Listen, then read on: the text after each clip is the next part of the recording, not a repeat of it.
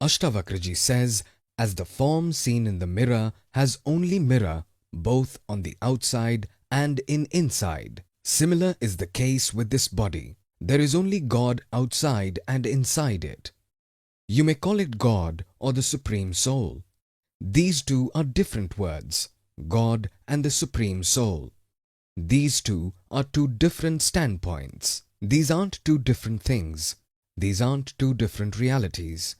If you see it from your standpoint, soul means I. I mean consciousness. If you see it from the standpoint of consciousness, it is the Supreme Soul. And if you see it from the point of view of this creation's source, it is God. And both are the same. Like if you are seen from your father's point of view, you are a son or a daughter. If you are seen from your children's point of view, you are a mother or a father. So who are you in reality? Neither are you mother-father, nor are you son-daughter. You are human. Stand in front of a mirror and just observe what is seen in the mirror. This is all real meditation. What people otherwise think of meditation isn't meditation. It is more of a torture. Meditation must be out of curiosity, not out of compulsion that you need to do it. Although you don't like it, you still need to do it. What is that? You will become mechanical. This is what is happening with people in the world. What else? They don't like reading, but they have to read. That becomes mechanical. What you need to do is stand in front of a mirror and observe what is seen in the mirror. If you stand for a while, all of it will start looking real to you. There is a space, there are things, there are people, there is a distance between two things. There is color, form, things are moving, they are coming and leaving. Everything is happening. But what is there actually? Only mirror, nothing else. Similar is the case with this body. This body is like a mirror too, but there is so much of disarray at the level of thoughts, you can say that the mirror is dirty. There is dust on it, hence nothing is clearly visible. People's mind is cluttered. They are restless from within, hence they can't understand the fact that their body is like a mirror. So there is a mirror in which something is visible. The world is visible. That mirror and the world visible in it and the world which we see apart from what is visible in the mirror, where are we seeing it all? Ultimately, we are seeing it in our brain, which is like a mirror. Where is that brain? It means whoever is knowing it, seeing means knowing. Always remember this. Whenever I use the word seeing, seeing doesn't mean just looking through eyes. Knowing. Where are you knowing that there is a mirror outside? In your brain. Thoughts come and leave from the brain, be it through the memory or something is seen from the eyes, some impressions. Where are you knowing this? This is consciousness. This is awareness. Ultimately, if you look at it in a simple way, whatever is visible in this brain, when it is visible, you know it. You know it even when it isn't visible. Even then, you exist. You know about the non-existence of your thoughts too. This is quite deep. No one wonders here normally. The experience of your deep sleep isn't an illusion. It isn't a belief. Nothing comes up to you and says there were no thoughts or dreams in deep sleep. That is your experience. How is it an experience? There was nothing on the mirror. What is it? Is it an illusion? This is an experience. Even the mirror was absent. One is, there is nothing on the mirror. You are looking at a mirror, but there is nothing on it. It's like seeing a mirror in the dark. You see in the mirror and you don't see anything. Even the mirror is not visible.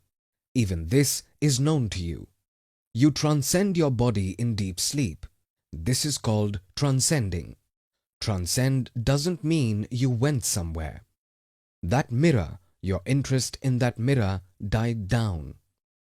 Stand in front of the mirror sometime and observe carefully. You will understand what stress is. You will understand the root cause of all the problem. the root cause of all the sorrow. If you do not focus your sight on one thing, your eyesight that is, where is it then? Isn't it everywhere? As soon as something is seen, the eyesight gets limited to that point.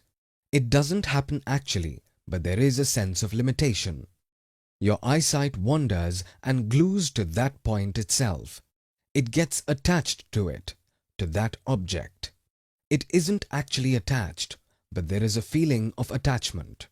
If you remove your focus from everything else and keep on staring the mirror, what happens then? You have to put in some effort for it, isn't it? Focus is continuously drifting away, and you are continuously bringing the focus back to that point. You are concentrating at one point. This concentration is the suffering itself. Meditation was needed so that a person could accumulate his thoughts at one place and focus, so that he could read or listen to these scriptures. What did people do? They considered meditation as the end itself. They are just busy doing meditation like fools. There is no sight of any scriptures nearby. There is no thought or talk about contemplation at all. They are busy doing meditation. What are you doing? What happens due to meditation? This is what suffering is. Your thoughts are the suffering itself. What else is? What is the definition of suffering? You are continuously thinking about something. It may be good or it may be bad. Even this is stress. What is stress otherwise? So what happens is our focus, which is everywhere, which is nowhere, yet everywhere. What will you say? What are your thoughts? Is it here or there? Where are the thoughts in deep sleep? You are in deep sleep, and if someone yells, you will wake up. There is no doubt about your experience. There is no doubt about the existence of thoughts. Where does it exist?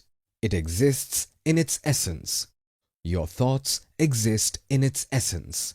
It means it exists in who you actually are. Where do the thoughts move away? If something is seen somewhere, the thought which has spread everywhere now huddled and came to that one point. Now what is seen either feel good or bad to you. In both cases, thoughts are stuck at the point. If something good is seen on the mirror, the thoughts will come together and focus on it, get stuck on it, because you might have a desire to get it, to touch it, to experience it, to acquire it. And even if you do not like it, the thoughts will get stuck at that point. Why isn't it disappearing from the mirror? You can move away from a mirror which is at your home. But how will you move away from your body which is also a mirror? There are some thoughts in your brain which you don't like.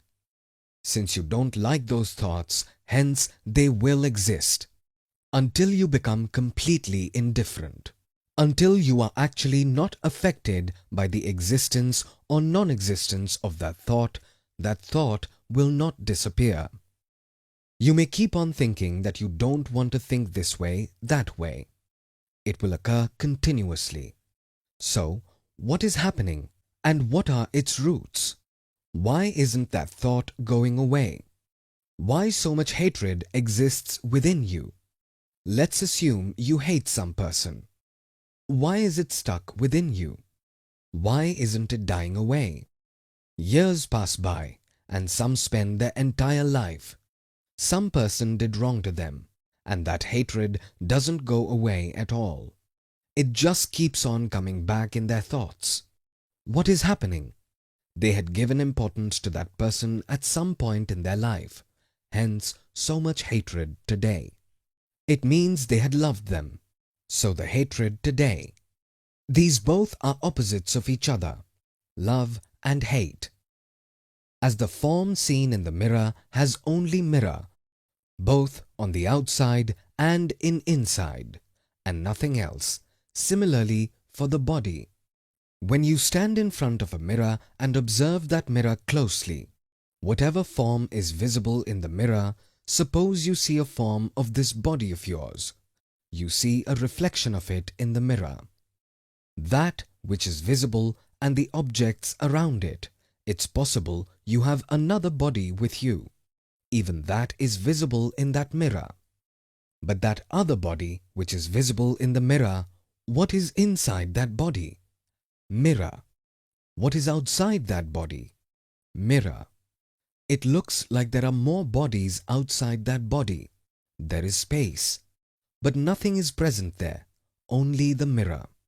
You see things, objects, people, space, the entire world in that mirror. If you move that mirror towards stars, you will see moons and stars. A lot is visible on that mirror. You will see new things in the direction you turn towards. You see plants and trees. What is in it actually? Is there space in it? Is there space in the mirror? It's not there. Where is space in the mirror? The illusion of space which we see inside the mirror. There is a space between two objects. What exists there? There is only the mirror. Are there any people inside the mirror? No, nothing at all. What is present then? A shadow. What is there inside and outside that shadow? Mirror. Similarly, if you observe closely, where is that mirror seen? If you have understood till mirror, similarly in the context of the body, it means inside this body, outside this body, and inside the Supreme Soul is present. God is present. Now this is your experience. I do not need to explain this in detail. Where is the sound of silence? Isn't the sound of silence inside this body and outside this body? What is there in this body of yours? What is inside the mirror? And where is the mirror itself? This is all you need to understand. What is inside the mirror? What is in this body of yours which is like a mirror? Memories or whatever is seen through the senses. Is there anything else? Nothing else is present. Just these two things. Nothing can exist in the mirror other than these. A mirror doesn't have a capacity greater than this. This is the mirror's maximum capacity. What can a mirror do? It can show what lies in front of it, or it can show the recorded stuff stored in it. That's it.